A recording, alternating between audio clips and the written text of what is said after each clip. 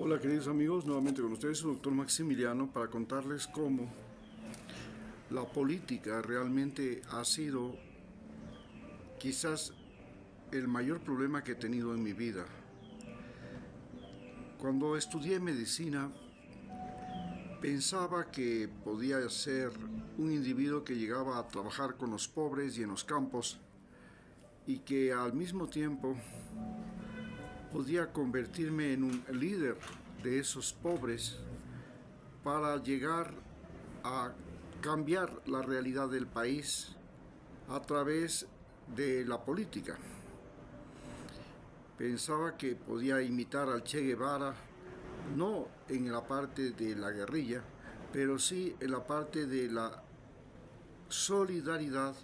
con los más pobres, los más enfermos, los más débiles. Sin embargo, los pobres y los débiles a los que yo protegía y cuidaba,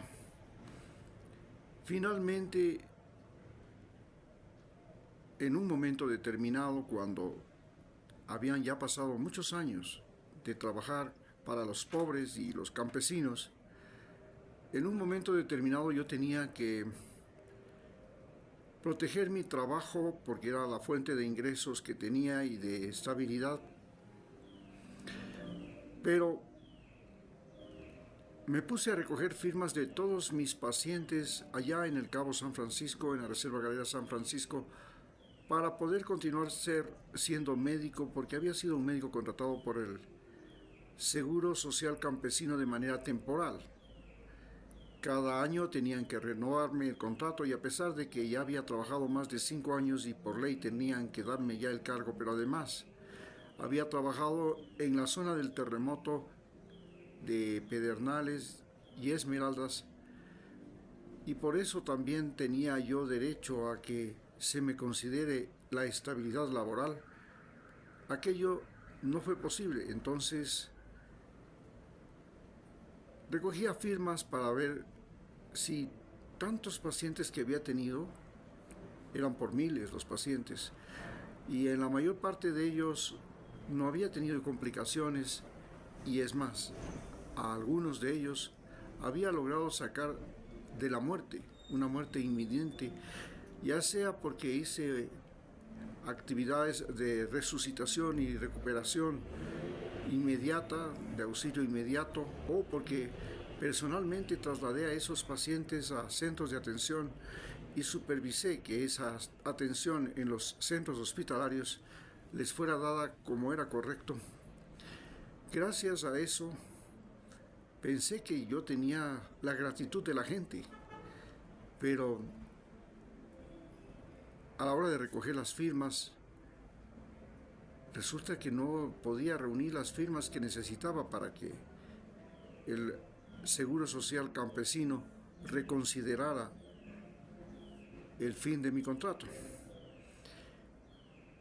Ante esto, luego de eso, en el año 2017, entonces decidí regresar a Quito y darme cuenta, y al regresar a Quito me había dado cuenta de que había descuidado a mi familia, había descuidado mis bienes, porque no soy un médico que no tiene dinero. Mis padres me dejaron propiedades y estoy muy bien ubicado dentro de la ciudad. Estoy en el centro de la capital. Entonces decidí reactivar la fundación que yo tenía, que es la fundación y que tengo, que es la Fundación EcoTrackers, para procurar defender la biodiversidad, la diversidad cultural y la salud, especialmente en las áreas protegidas y patrimoniales del Ecuador. Y para eso, entonces, logré montar toda una infraestructura operativa y, sin embargo, llegó la pandemia, la crisis económica, la cuarentena, el distanciamiento social.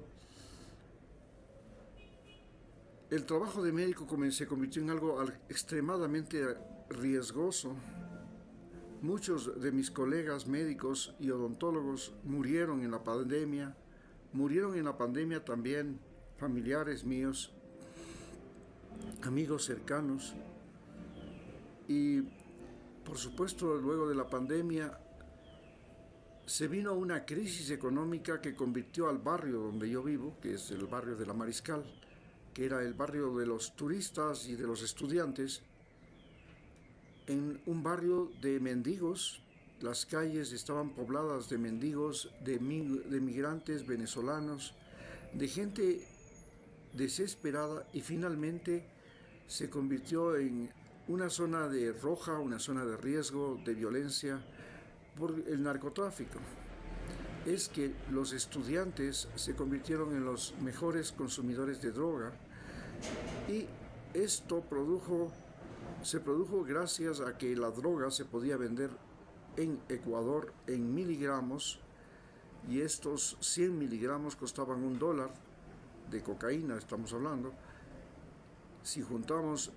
entonces 1 kilo de cocaína vendido al menudeo aquí en las escuelas y colegios, resultaba tan rentable como 1 kilo vendido en Estados Unidos. La diferencia está en que en Estados Unidos usted podía vender en volumen, por kilogramos, aquí se vendía por miligramos. Y entonces eso en Estados Unidos es un problema, porque claro, allá no hay vendedores, la gente no está desocupada, pero aquí en la ciudad de Quito y en todo el país, la gente sin trabajo, sin oficio, con necesidades, con hambre, no le quedaba otra alternativa que vender la cocaína, que vendida en un día a miligramos podía dar lo suficiente para que una familia pueda comer, para que el individuo pueda resolver sus problemas, y eso dio origen al microtráfico. En esta situación pensé todavía que la política era una alternativa y que los ecuatorianos pues seríamos individuos que tendríamos la conciencia histórica, la conciencia cultural, la conciencia ecológica suficiente para saber por quién votamos. Y la sorpresa fue que primero elegimos, bueno, en este caso la primera elección, Guillermo Lenín Moreno, fue una elección en la cual el candidato que llegó a la presidencia era absolutamente un mentiroso, un farsante, un tramposo, un traidor. Y entonces había aprendido durante toda su vida de discapacitado a sobrevivir, viviendo una doble vida. Y esta doble vida es la que le llevó a ser presidente. Pero luego de eso, todos los gobiernos que han sucedido han sido de los millonarios de Guayaquil. Primero los banqueros, ahora los terratenientes. En el futuro no sabemos quién, pero la mayor posibilidad es que sea nuevamente alguien de Guayaquil. Y Guayaquil, a su vez, se convirtió en el mayor exportador de droga del mundo por vía marítima, de cocaína del mundo por vía marítima. Además, Guayaquil se convirtió en la ciudad problema del país. Toda esta área 8 y las provincias cercanas se convirtieron en los sitios de conflicto interno armado, es de la zona central del conflicto interno armado que estamos viviendo, donde los sicarios, los microtraficantes se pelean por territorios y se pelean por puertos. Pero además también se peleaban dentro de las cárceles, porque las cárceles se convirtieron en centros de mando de los narcos en el Ecuador. Hoy, que estamos ya viviendo una guerra que empezó en enero y que al momento estamos ya cumpliendo prácticamente los 8 meses de conflicto interno armado, en los cuales ha habido un desangre total del país, y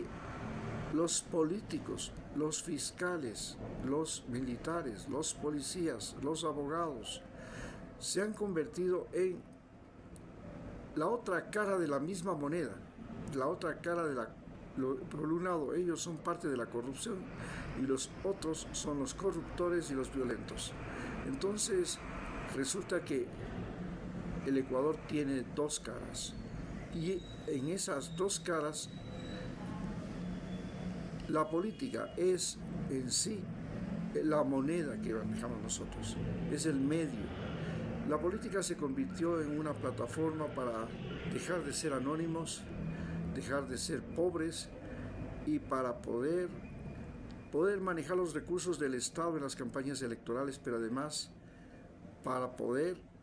finalmente encubrir todo este proceso que estamos viviendo o para declarar a este proceso que estamos viviendo en un hecho violento, por lo cual la política se ha convertido en un vicio, en un defecto en el Ecuador. Ser político ahora en Ecuador es tan malo como ser un narco, como ser un sicario, como ser un individuo corrupto. La política ha embarrado tanto se ha embarrado tanto con los medios de comunicación, con el internet, que ahora lo peor que puede usted decir es que tiene una orientación política. Si usted tiene una orientación política, lo único que va a servir es de altar para que otros celebren misa y de burro de carga, de mula, para que los más sabidos, los más corruptos o los más violentos lleguen al poder. Muchas gracias.